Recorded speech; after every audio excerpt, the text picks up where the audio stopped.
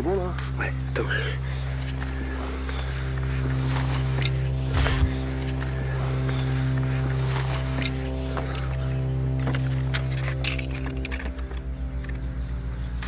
Rabat, Maroc, le 4 juin 2000.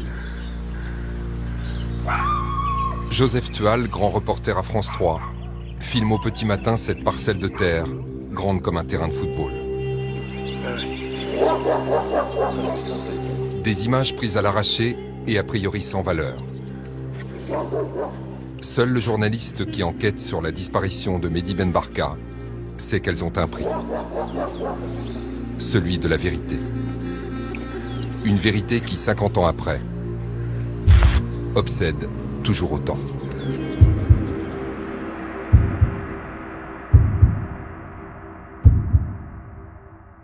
Revenons donc à vendredi 29 octobre. À Saint-Germain-des-Prés, il est 12h15. 3 hommes sautent sur Mehdi Barka, le mettent dans une voiture et se sauvent par la rue de Rennes. Il fait partie de ces gens, Mehdi Ben Barka, qui auraient probablement changé le cours de l'histoire de son pays, peut-être même du monde. Personne n'a jamais revu le principal opposant au régime d'Hassan II. On ne sait toujours pas véritablement où il est, Mehdi Ben Barka. Qu'est-ce qu'il est advenu de son corps? Maintenant, il m'appartient de demander ce qu'il est advenu de mon frère. C'est pas possible que personne ne sache ce qui s'est passé. Ce qui s'est passé n'a rien eu que de vulgaire et de subalterne. Ça met en cause des États, des services de renseignement. Plein de gens ont intérêt à ce que la vérité ne sorte pas. Depuis 16 ans, nous cherchons la vérité. Et jusqu'à aujourd'hui, on peut dire qu'on ne la connaît pas. Si au bout de 50 ans, on continue encore à réclamer la vérité, ça veut dire que ce deuil est encore à faire. Le minimum est quand même de savoir ce qu'a été peut-être un scandale d'État, et au Maroc et en France. L'obsession de cacher la vérité, c'est juste une obsession de garder le pouvoir.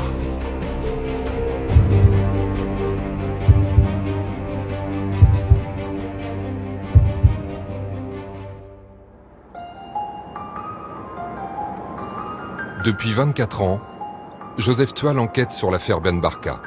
Rien n'a échappé au journaliste d'investigation qui s'est longuement penché sur le dossier d'instruction de plus de 10 000 pages, jusque-là jamais révélé. Sans baisser la garde, Joseph n'a pas seulement informé sur ce crime d'État resté impuni, il a aussi fait avancer l'enquête. Et pour lui, comme pour la justice française, cela ne fait aucun doute. L'instigateur principal de l'enlèvement du leader politique marocain ne serait autre que le roi Hassan II. Alors là, on va où, là? On va chez monsieur Gilles Perrault, l'auteur de Notre ami le roi. Ça te fait esquisser un sourire, apparemment.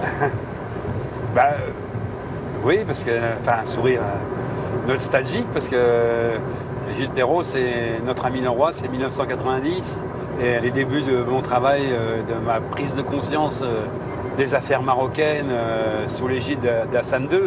Et on ne peut pas comprendre l'affaire Ben Barka si on ne mesure pas ce qu'était Hassan. Exactement. Hassan II ne partageait pas le pouvoir. Toutes les décisions importantes passaient par lui.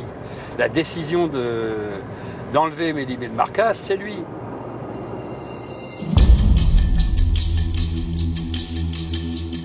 Le vendredi 29 octobre 1965, Mehdi Ben Barka, homme politique influent et leader tiers-mondiste à la stature internationale, a rendez-vous à la brasserie Lippe, boulevard Saint-Germain, avec le cinéaste Georges Franju.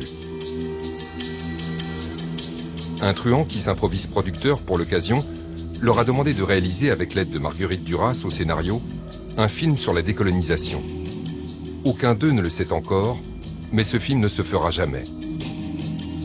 Il s'agit en réalité d'un piège machiavélique qui aurait été ordonné par Hassan II pour faire venir à Paris Mehdi Ben Barka, son principal opposant politique. Un piège orchestré par des membres des services secrets marocains, avec l'aide de truands notoires et de policiers français.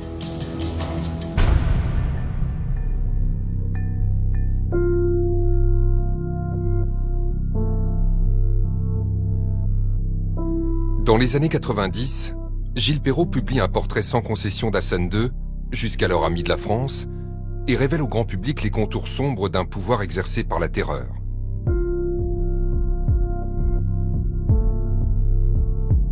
C'est à travers cet ouvrage que Joseph Toile découvre, comme des milliers de lecteurs, la face cachée du monarque marocain, capable des pires atrocités. De Gaulle disait de lui, il est inutilement cruel. Ce qui est intéressant, hein, c'est un mot de chef d'État. Révolution de palais, corruption, répression, torture, exécution sommaire. L'écrivain français dénonce dans son livre toute l'horreur hassanienne. Il est depuis interdit de séjour au Maroc. Il y a chez Hassan II une sorte de dégustation esthétique de la souffrance des autres qui fait horreur, qui est horrible, véritablement horrible. Dans Notre ami le roi, Gilles Perrault révèle aussi l'existence de la prison de Tazmamart. Un bagne terrible, symbole de ces années de plomb, dans lequel Hassan II jetait aux oubliettes tous ceux qui contestaient son pouvoir. Les gens sont condamnés à des peines de détention à temps et ils entrent à Tazmamart dans des cellules obscures dont ils ne sortiront plus que les pieds devant. Des scorpions qui viennent, là, la vermine. On est malade, on crève. Une nourriture de famine. On devient fou, bien sûr. Il y a beaucoup de fous dont les hurlements terrorisent les autres. C'est fou.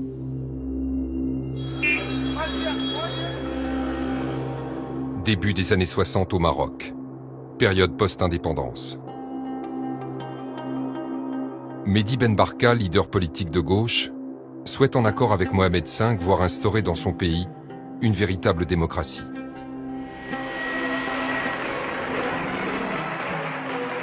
En 1961, Hassan II succède à son père et marque une rupture. Pas question pour le jeune souverain de partager le pouvoir. Accusé de complot contre la monarchie, l'opposant politique Mehdi Ben Barka est en exil en Europe. On le dit sur le retour. Hassan II, sous des airs de conciliation, va en vérité tout faire pour empêcher le leader de gauche de revenir aux affaires. Mehdi Ben Barka, avec Mohamed V, avait comme idée de faire du Maroc un véritable état de droit constitutionnel, régime constitutionnel, comme en Espagne, comme en Belgique, comme en Angleterre. Et Mohamed V, dès son retour au Maroc, avait annoncé qu'il y aurait une constituante, ce qu'a craint immédiatement Moulay Hassan. La constituante l'aurait empêché d'être le roi absolu qu'il a été. Dans une salle de son palais, le roi Hassan II se prépare à enregistrer le discours du trône. Un discours qui va commander l'avenir politique du pays. Car le roi est aussi le chef de l'État, le maître du jeu politique. C'est lui qui, en dernier ressort, tranche, décide, exige. C'était deux choix de société complètement différents. D'un côté, un système féodal, des intérêts qu'il fallait défendre à tout prix, des intérêts personnels, des intérêts néocoloniaux, mais d'autre côté, des intérêts d'une population déshéritée, exploitée, surexploitée. Mehdi Ben Barka voulait, avec pour objectif, en s'appuyant sur les masses populaires, d'arriver à construire un Maroc nouveau.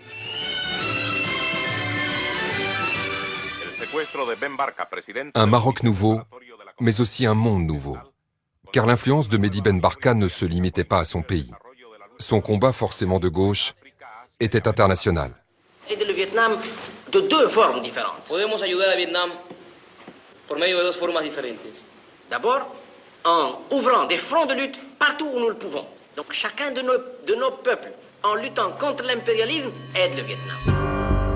En 1965, Hassan II a pris la succession du trône au Maroc. Toujours en exil, Mehdi Ben Barka prépare aux côtés des grands leaders tiers-mondistes la fameuse tricontinentale qui va avoir lieu à Cuba. Une organisation regroupant toutes les forces anti-impérialistes, les peuples et leurs dirigeants, souhaitant accéder à l'indépendance ou poursuivre la décolonisation. C'était quelqu'un qui, dans le jeu international, comptait. Il côtoyait tous les grands leaders de l'époque, Mao, Ho Chi Minh, Fidel Castro ou d'autres, même sur l'échiquier mondial, dans le rapport nord-sud, est-ouest. C'était une personnalité qui comptait.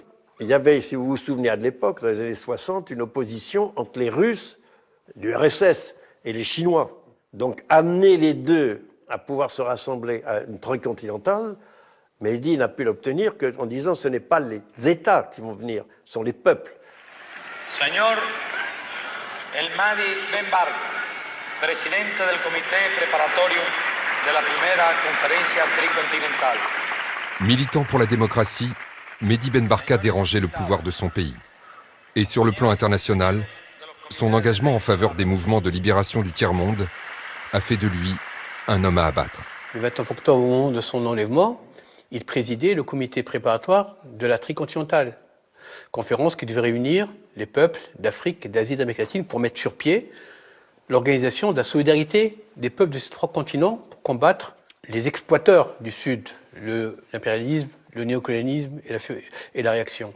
Il est très vraisemblable, nous n'avons pas encore la preuve, mais que les Américains, les États-Unis, qui ne tiennent pas du tout à voir Mehdi Ben Barka venir à la tricontinentale le 10 janvier 1966, vont faire en sorte de donner le feu vert pour que, effectivement, le roi fasse organiser l'enlèvement de Mehdi Ben Barka.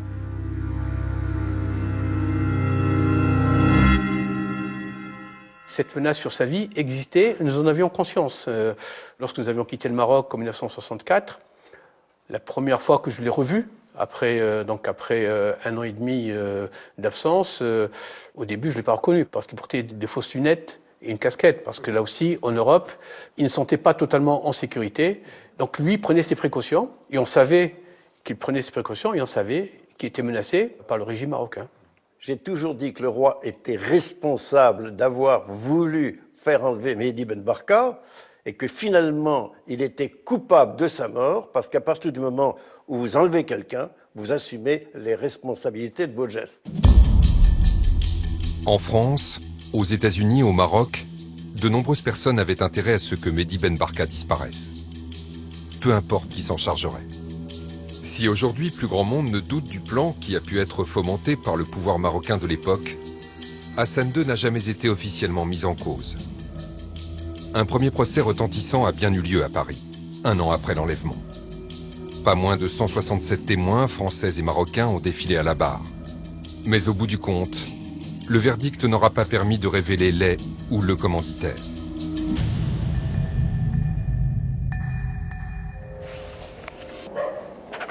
En 2005, pour les besoins de son enquête, Joseph Thual rencontrait pour la dernière fois Antoine Lopez, dit Savonnette, le personnage principal de l'affaire Ben Barka, côté français. Bonjour. Salut. Christian. Bonjour. Christian. Pas un foncier. Ça va? Allez. Ça va pas. Ça va pas? J'ai 17 de tension. Ah bon? Ah ouais, j'ai gaffe ça. D'habitude, je suis autour de 15 quand j'ai beaucoup, quoi. Cet ancien informateur des services secrets français, également à la botte des Marocains, connaît tous les protagonistes mis en cause. Il est un des seuls à avoir été condamné à de la prison ferme pour sa participation avérée à l'enlèvement. Je me mets là parce que ça fait plus clair, non? Comme tu veux, Antoine.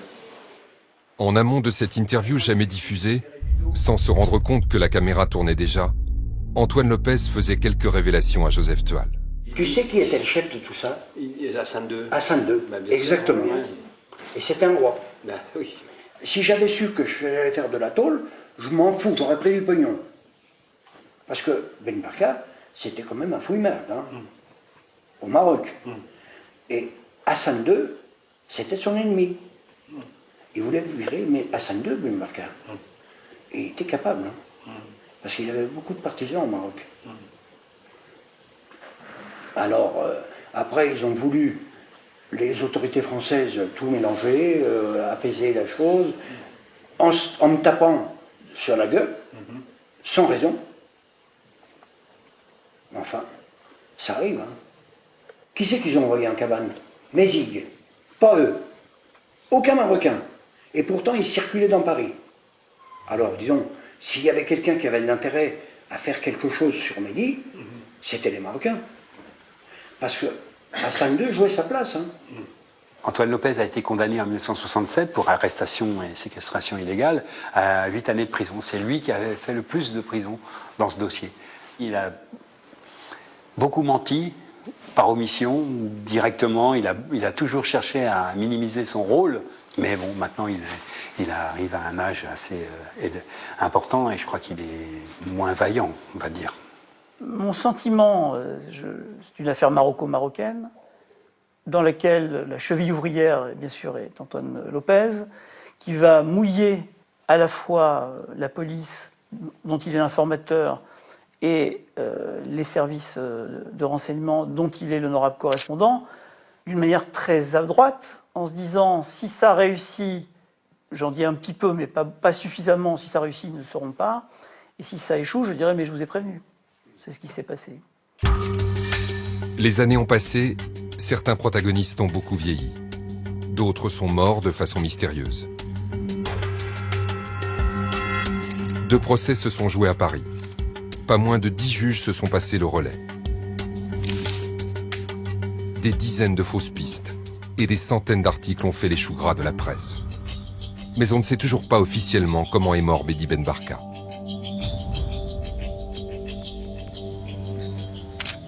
Sur les circonstances de l'enlèvement, peu de mystère. Le dossier d'instruction a pratiquement tout révélé. Mehdi Ben Barka avait un rendez-vous ce jour-là à la brasserie Lippe. Il a été interpellé sur le boulevard Saint-Germain, sans violence, par 2 policiers français. Il était avec eux dans une voiture où l'attendait le fameux Antoine Lopez, un truand notoire. C'est alors que le piège s'est refermé sur Mehdi Ben Barka.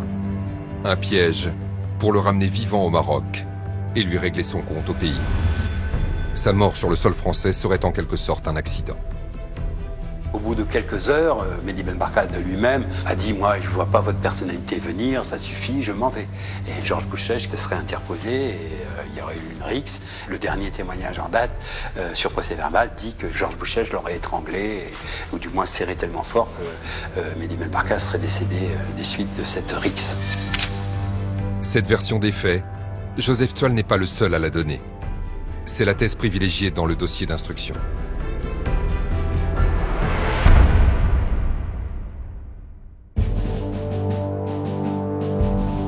Une autre thèse plus médiatisée mais jamais confirmée par l'instruction a longtemps voulu que le général Oufkir et le commandant de Limi, 2 fidèles d'Hassan II, respectivement ministre de l'Intérieur et chef de la Sûreté du Maroc, viennent en France dès son enlèvement le 29 octobre pour torturer Mehdi Ben Barka et le tuer. Mais à l'épreuve des faits, cette version ne tient pas. Oufkir et de Limi n'étaient pas présents sur le territoire français le jour de l'enlèvement. En fait, ils ne sont arrivés en France que 24 heures plus tard. C'est cette mort qui fait venir en France Oufkir, car je pense que Oufkir n'était pas prévu si tôt en France. Il vient, en fin de compte, comme Limi d'ailleurs, ils viennent effacer l'épreuve de l'enlèvement, en tout cas. Du moins, ils viennent pour brouiller les pistes et surtout négocier avec les autorités françaises pour que ça reste un secret d'État.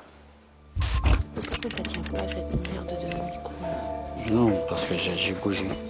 C'est en 1993 qu'un des premiers rebondissements majeurs survient dans l'affaire Ben Barka en sommeil depuis des années. Alors que la justice a perdu la trace des truands qui ont enlevé l'opposant marocain, Joseph Thoal et une de ses consoeurs recueillent un témoignage capital, celui d'Ali Bourekat. Ce franco-marocain, ancien détenu au Maroc, a été enfermé plusieurs années avec ses 2 frères dans l'une des prisons secrètes du régime d'Hassan II, appelée le PF3. Il raconte sa rencontre avec 3 autres prisonniers français. Il y avait des gardes qui rigolaient toujours avec un, il l'appelait Dédé, un, il l'appelait Pierrot, et un autre qui avait une voix rauque, alors lui, il n'avait pas de surnom. Joseph Thoal et sa consoeur comprennent alors qu'il s'agit de truands.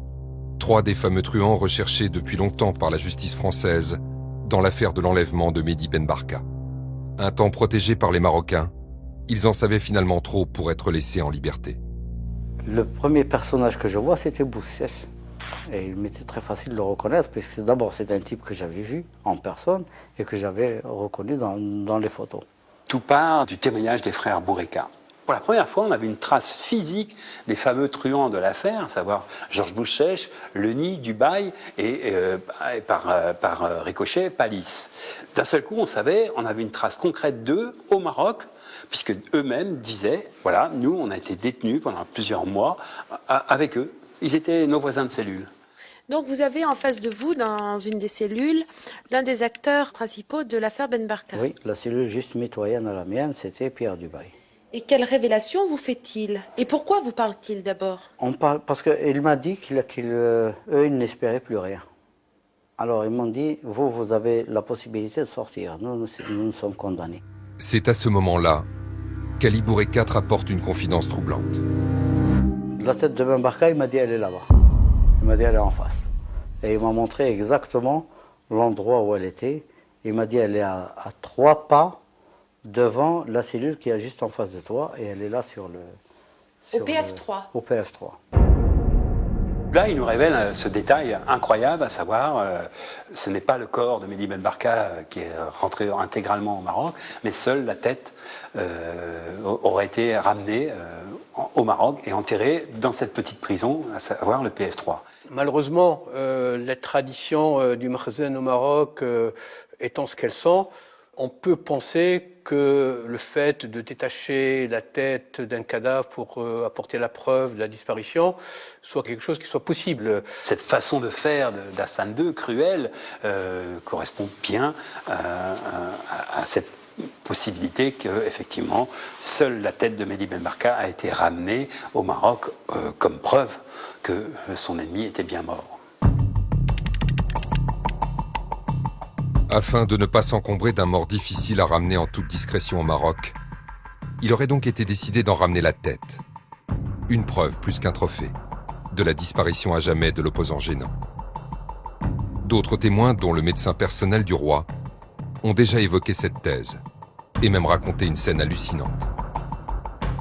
Le lendemain même, à 2 h du matin, d'après ce que je sais, Oufkir, dans les jardins de la villa du Suissi, présente la tête de Ben Barka au roi. Et ensuite, cette tête est enterrée dans les jardins de la villa Bir Rami, où était enfermé Ali Boureka. Une trame médiévale que la justice française prend aujourd'hui très au sérieux. Aucune thèse n'est folle, à vrai dire. Il faut juste pouvoir les vérifier, mais il y a toujours ces fausses pistes, ces rumeurs. Donc il faut toujours examiner sous l'angle de la recherche d'indices et de preuves. Dernièrement, dans la presse israélienne, on a parlé que le Mossad aurait aidé à enterrer les restes de mon père dans une forêt du côté de Saint-Germain. Un coup c'est le Mossad, un coup c'est la CIA, un coup il a été brûlé, il aurait été incinéré. On a même parlé de l'enterrement du cadavre de mon père sous une mosquée à Ivry. Combien de personnes sont venues à mon cabinet ou m'ont téléphoné en disant on va parler, écoutez, vous pouvez demander à la famille de Ben Barka de nous donner 5 millions, on va vous dire ce qui s'est passé. Enfin, des trucs ahurissants. Tant qu'on n'aura pas creusé, fait des fouilles au PF3 pour savoir s'il y a quelque chose au PF3, s'il y a quelque chose ou pas, et s'il y a quelque chose, les restes de qui sont enterrés au PF3. Tant qu'on n'aura pas des réponses sur cet aspect-là, pour l'instant, ça reste une hypothèse. Vérifier chaque piste, chaque rumeur, quelle qu'en soit la teneur, sous l'angle de la recherche d'indices. Joseph Toile se met donc en quête d'éléments sur cet endroit, le PF3. Une prison secrète où Ali Boureka affirme avoir rencontré les 3 truands français liés à l'affaire Ben Barka. Qu'est-ce que c'est le PF3? Le PF3, c'est une prison secrète qui est dans le quartier chic de Rabat, qui est pas loin de la maison de la sœur du roi et qui est pas loin aussi du palais d'été. Cette prison, c'est en plein Rabat à l'époque, et eux, ils l'appelaient, ils ont toujours appelé ça comme ça, le PF3, 3 lettres pour dire P point, F pour fixe, et 3 parce que c'est le 3e point suivant la tournée de surveillance des policiers. Et le PF3, c'était tout l'enjeu de leur témoignage, c'est pour le crédibiliser. Effectivement, ils disent qu'ils ont rencontré les truands dans cette prison, mais ce n'est que leur parole, il faut crédibiliser ce témoignage.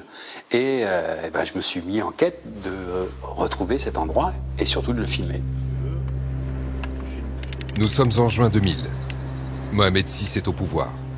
Son père Hassan II est mort depuis 1 an, mais rien ne fait avancer le dossier Ben Barka. Après avoir enquêté au Maroc et recoupé ses indices, Joseph Toile repère le fameux PF3, la prison des frères Bourekat. Faut que je m'arrête ou pas? Non, non, vas-y. Doucement, tout doucement. Sous ces gravats, on pourrait retrouver d'après eux la tête de Mehdi Ben Barka. Les restes des truands français que le pouvoir marocain aurait finalement fait taire, et sûrement d'autres secrets liés à la dynastie chérifienne. Mais tous ceux qui ont tenté de s'approcher de cet endroit hautement sensible vont le payer. Il a fallu ruser, puisque 24 heures sur 24, il y a toute une équipe de policiers marocains qui me suit en permanence. Donc à un moment donné, il a fallu faire une rupture de filature. Je me suis caché dans un coffre de voiture, dans un hôtel. On a réussi à leur échapper. Et j'ai passé une nuit chez quelqu'un. Et le lendemain matin, aux aurores, il doit être 6h30 du matin quand je passe le mur. Est-ce que c'est bon là? Ouais, attends.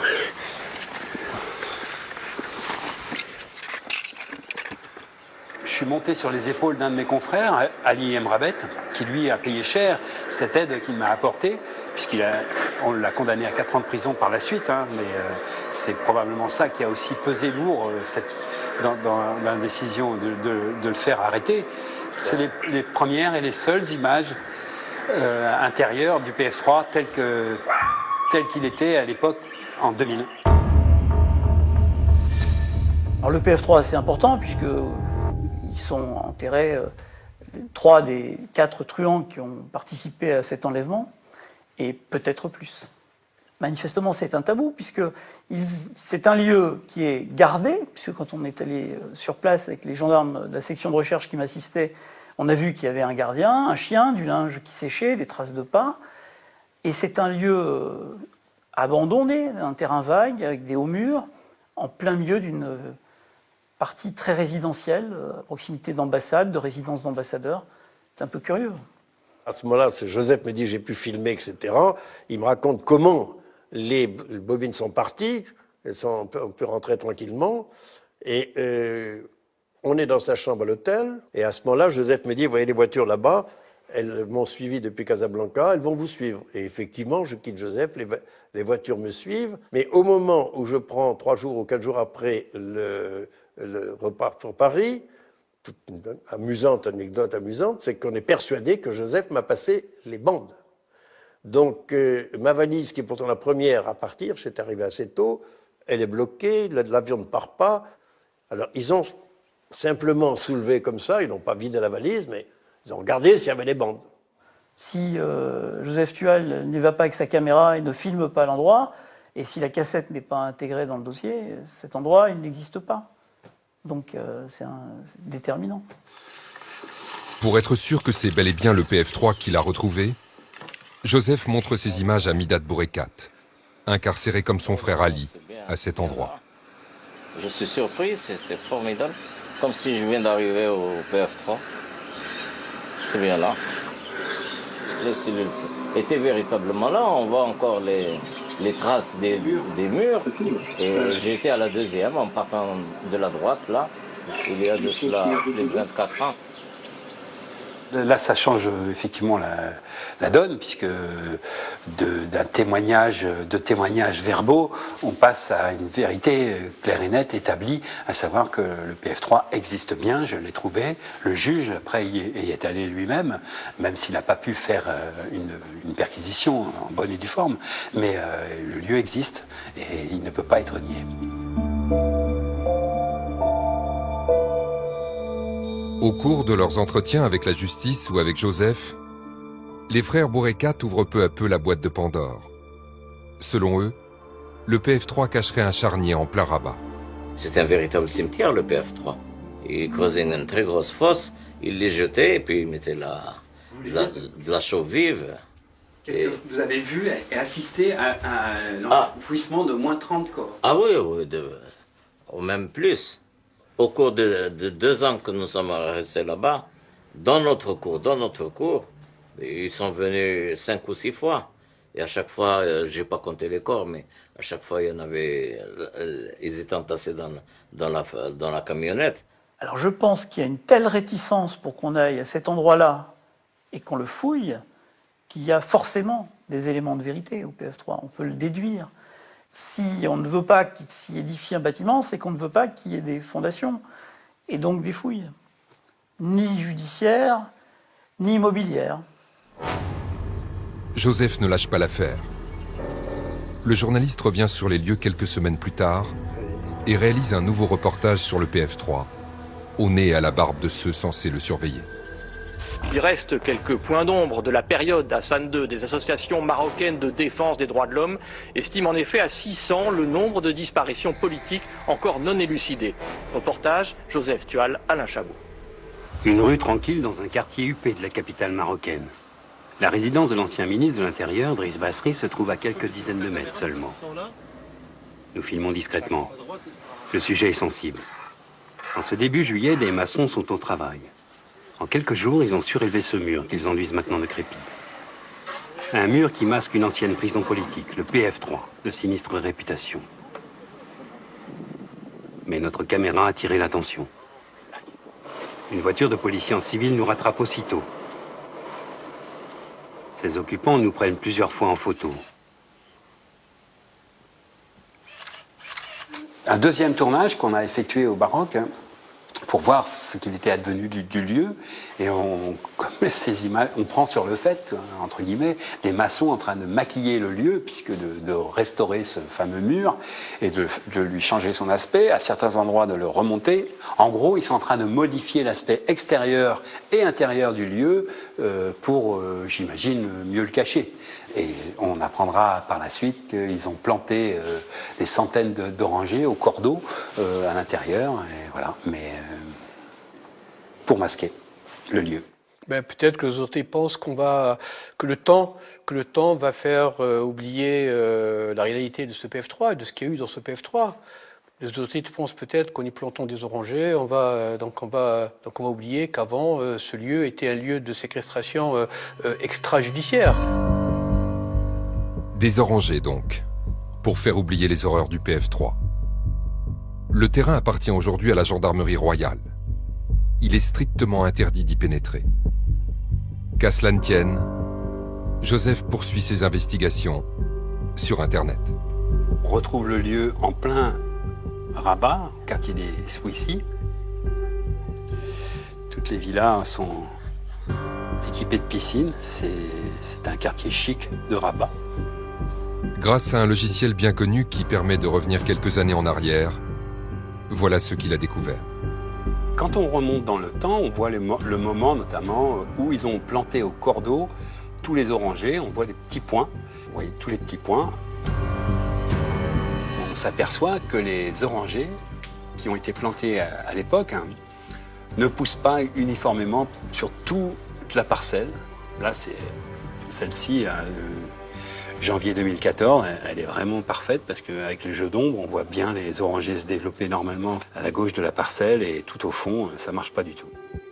D'après les spécialistes contactés, seul de la chaux vive serait capable d'un tel résultat. La découverte fait froid dans le dos. À chaque fois qu'ils enterraient des cadavres dans cette ex-prison, ils mettaient de la chaux vive. Et on voit très bien qu'aux endroits où on nous a indiqué la présence de tombes, de charniers, enfin de corps, ça pousse pas. Voilà. C'est une démonstration par l'absurde. En voulant maquiller l'endroit, ils l'ont au contraire souligné, puisqu'on voit très bien maintenant les zones où les corps ont été enterrés, et c'est manifeste, quoi. Et en tout cas, c'est impossible de cacher ça, quoi, autrement que d'empêcher tout accès à cet endroit.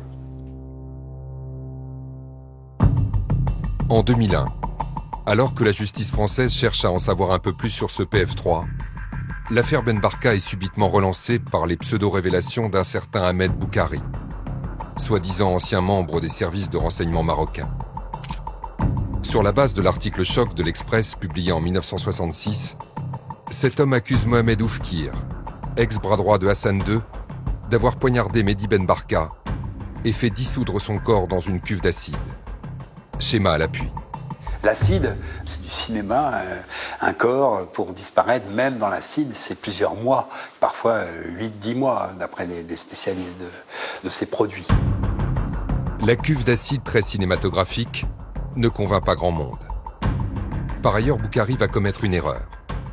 Depuis son témoignage choc dans le journal Le Monde, Joseph Toile a des doutes sur la crédibilité de ce soudain témoin sorti de nulle part. Son flair va l'amener à le confondre, un an plus tard, lorsque Boukhari décide de raconter sa version des faits dans un livre. Dans sa hâte à le faire publier, Ahmed Boukhari envoie son manuscrit tous azimuts à différents journalistes.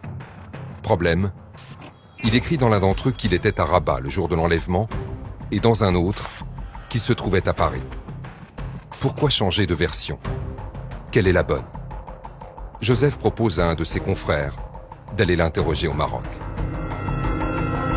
Joseph Tual m'a dit qu'il avait lu en partie votre manuscrit. Il trouve que c'est intéressant. Donc certainement. Il sait que dans votre manuscrit, il est écrit des choses particulières, avec en petits carreaux, donc à la main, etc.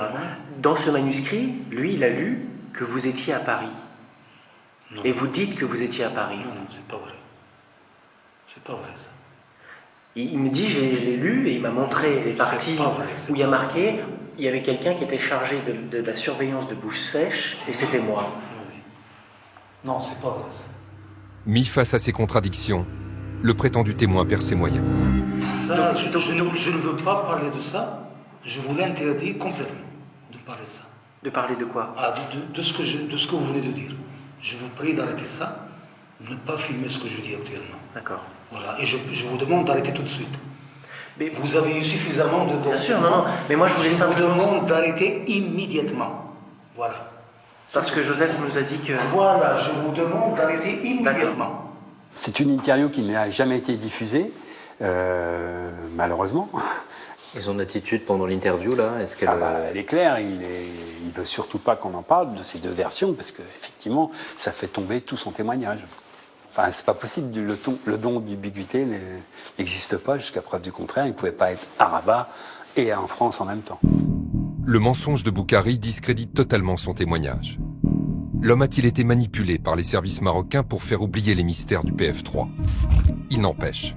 L'obstination des autorités marocaines à dissimuler la vérité ne décourage ni Patrick Ramael, ni Joseph Tual.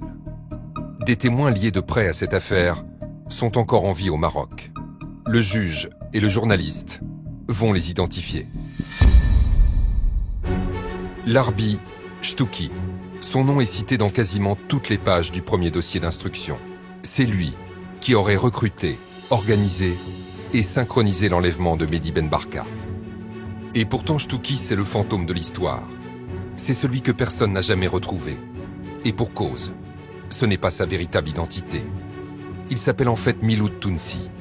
C'est un ancien commissaire des services secrets marocains. Les enquêtes concomitantes de Joseph et du juge Ramael vont permettre de le démasquer en 2005, 40 ans après les débuts de l'instruction. Vous avez reconnu Monsieur Miloud Tounsi, hein, qui se faisait appeler à l'époque Chtouki. Donc pour vous, Chtouki, c'est Miloud Tounsi. Sans ambiguïté. Sans ambiguïté aucune. Il n'y a pas d'erreur possible. Il n'y a pas d'erreur. Je l'ai reconnu sur la photo et j'ai reconnu aussi bien le nom que le faux nom qu'il avait. L'ex-commandant Topji, longtemps au service de Dlimi, le bras droit du général Oufkir, a confirmé l'identité de l'organisateur présumé du rapt. La seule chose que j'ai témoigné avec le juge Ramael, c'est la présence d'un Tounsi que j'ai connu, que j'ai fréquenté à la Jet et qui a fait plusieurs voyages avec nous. Et je l'ai reconnu formellement. Donc ça, je peux témoigner. Je témoignerai demain. Si le juge a besoin de moi, je viendrai pour témoigner. Et vous avez jamais parlé de sa participation dans l'affaire Ben Barka? Et une fois, il s'est vanté. C'est-à-dire? Il m'a dit, sous le sceau de la confidence, qu'il avait participé. Mais à quel niveau, je ne sais pas. Il vous a carrément dit qu'il avait participé? Je l'ai dit au juge, d'ailleurs. Je l'ai dit au juge Ramael. Ce témoignage renforce ce que le juge avait découvert quelques mois plus tôt. Sur commission rogatoire, Patrick Ramael avait récupéré des photos, des vidéos et même l'écriture de Miloud Tounsi. L'expertise graphologique révélait que Chtouki et Tounsi étaient en fait une seule et même personne. Donc lui détient la vérité. Ah bah, si Tounsi voulait bien nous parler de l'affaire Ben Barka, oui, on en saurait déjà beaucoup plus. Et notamment, lui sait ce qu'il est advenu du corps. Il est vivant. Il habite à Rabat, à quelques centaines de mètres de l'avenue Ben Barka. Il sait plein de choses. Et lui, il n'a pas été invité par son pays à témoigner, à raconter ce qui s'est passé. La vérité est forcément détenue par quelques personnes au Maroc. Le juge sait qu'il doit poursuivre son instruction à Rabat envers et contre tous ceux qui veulent empêcher de faire avancer le dossier. Octobre 2007. Patrick Ramael frappe un grand coup et lance 5 mandats d'arrêt internationaux contre 2 policiers et 2 hauts fonctionnaires marocains cités dans l'affaire. Et un dernier mandat contre Miloud Tounsi, alias Touki, aujourd'hui l'homme clé pour connaître la vérité sur la disparition du leader socialiste. Aujourd'hui, nous vous révélons en exclusivité que le juge chargé de l'enquête sur cette disparition lance 5 mandats d'arrêt internationaux contre d'actuelles hautes personnalités militaires et politiques marocaines. Une initiative qui pourrait troubler les relations entre Paris et Rabat le jour même, on l'a vu, de la visite de Nicolas Sarkozy au Maroc. Pour donner plus de poids à ces mandats d'arrêt, le juge n'a pas choisi sa date au hasard.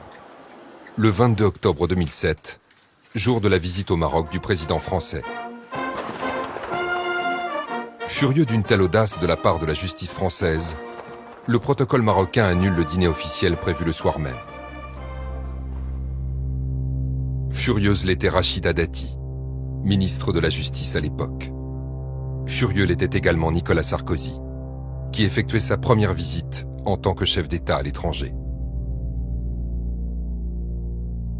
De guerre lasse, si on peut dire ça comme ça, le juge, voyant qu'on le baladait, qu'on ne voulait vraiment pas lui donner la permission d'interroger simplement ces personnes-là à titre de témoin, n'a plus qu'un seul acte à faire, c'est les mandats d'arrêt, dans ces cas-là, les mandats d'amener, pour que les personnes se présentent devant la justice française. Ce qui n'obère pas de leur culpabilité pour autant, hein, mais bon, c'est une façon coercitive d'obtenir ces auditions.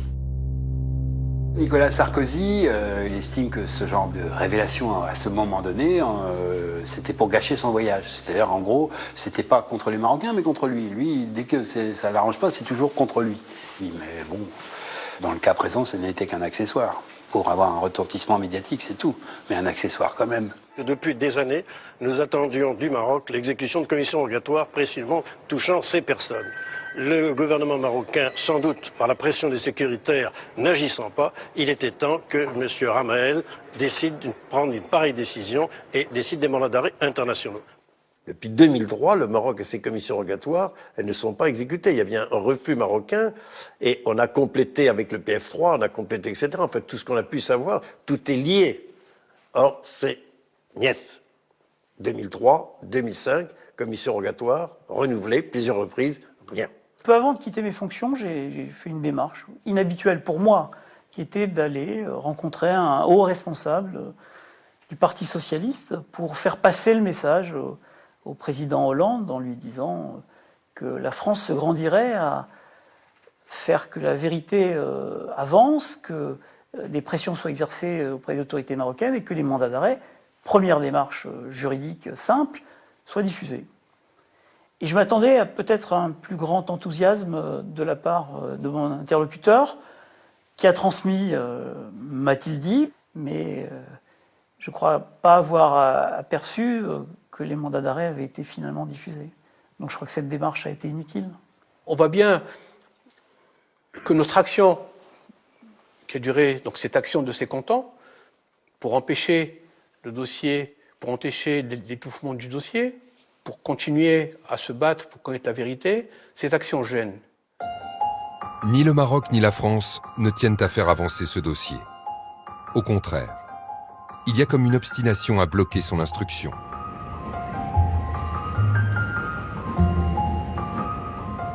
En mai 2015, c'est un autre procès qui se joue à Douai.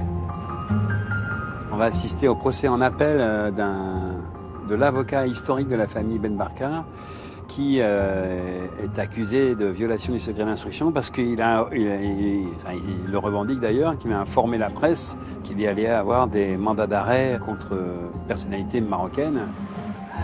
Miloud Tounsi, le vrai faux Touki, poursuivi par un des 5 mandats d'arrêt, s'est fendu d'une plainte contre X pour violation du secret d'instruction.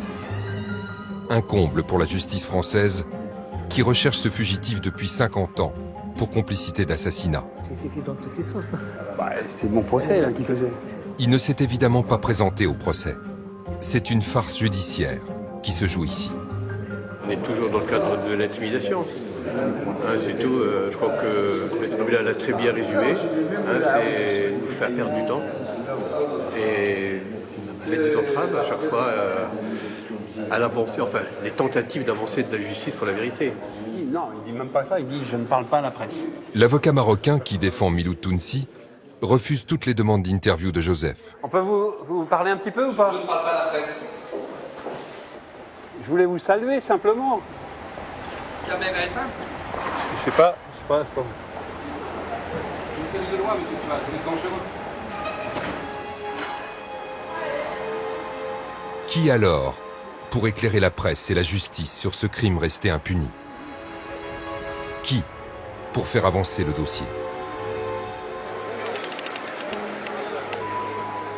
Comme le juge, l'avocat et le journaliste, la famille de Mehdi Ben Barka n'a jamais renoncé. Bonsoir à tous, merci pour votre présence, aussi nombreux chaque année. Un comité de soutien s'est constitué autour de Bachir, qui n'avait que 14 ans lorsque son père a disparu. Chaque année, ils se réunissent devant la brasserie Lip, le 29 octobre, en présence de Rita Ben Barka. Elle ne s'est jamais remise de l'enlèvement de son époux et déplore, comme le reste de la famille, une lâcheté d'État. Jusqu'à ce jour, elle n'a été reçue par aucun des présidents qui se sont succédés à l'Élysée. Bachir, porte-parole des Ben Barka, est professeur de mathématiques, comme son père. Voilà, messieurs. Dans son combat, il n'est jamais seul, comme ici à Douai, lors du procès fait à l'avocat de la famille pour révélation du secret de l'instruction. Des proches et des militants d'associations des droits de l'homme sont venus le soutenir. Ils réclament eux aussi la vérité et s'inquiètent d'un pouvoir politique au Maroc, peu soucieux des valeurs que le célèbre opposant de gauche a défendues au prix de sa vie. Disparaître, c'est quelque chose de grave, d'extrêmement grave.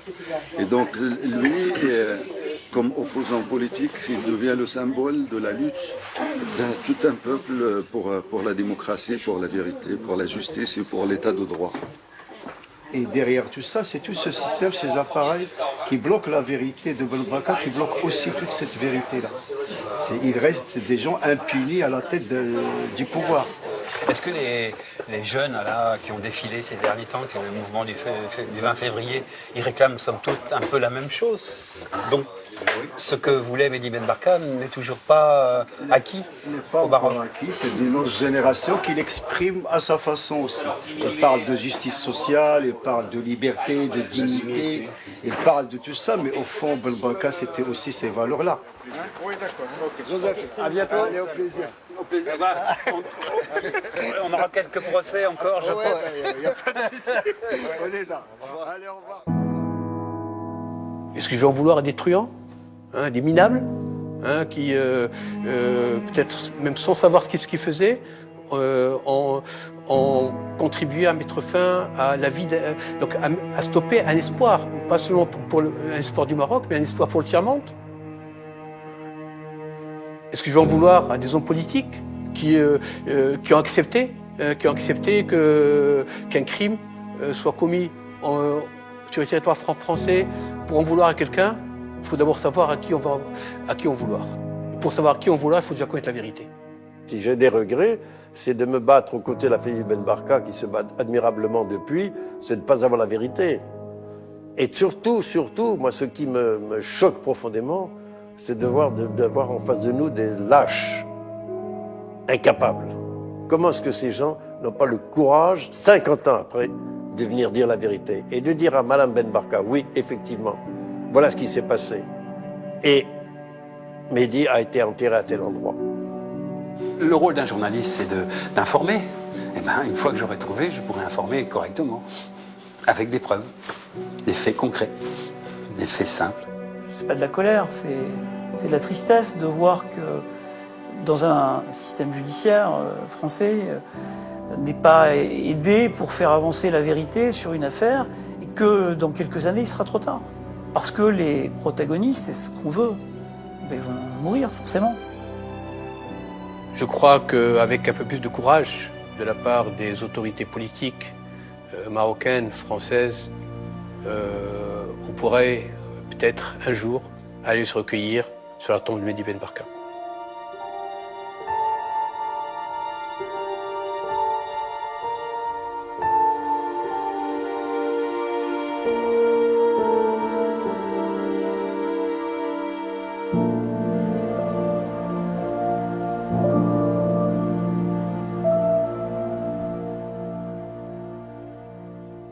Alors, sire, venons-en à un point qui demeure mystérieux, un point qui fait couler le plus d'encre. Je veux parler de ce qu'on a appelé l'affaire Ben Barka.